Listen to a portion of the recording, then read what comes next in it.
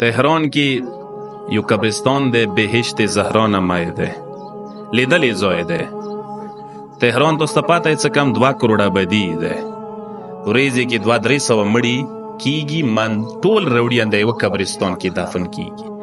مردخانه یا یواده غسل خانه نو دی ای او څه لوړ شي بهترین دی برات ځای دی. ویلي at the time یو ټایم باندې څه تک سترګې او تغړای کنه نه 200-300 مړي به تخت باندې چولی وی لمبوي به نو ورنوزه لیدلې ځای خو دی. ویلي چې مردگان یو منډه ده څو ورنوزه دلچسپه اندغه ځکه د څه پښتنې ورکی کوي څه چوک ده مثلا توبی څه مولا ده ذکیر ده بابو ده دکاندار ده زمیندار ده جرنیل ده شوبې پیشې مختلفي او څه کله پښتنه وکي چینه مړ شوی دی واجه مختلف هم چوشتو اکسیډنټ شو هارت اٹیک شو هسپتال نه راوړو خونی کې مړ شو دا شو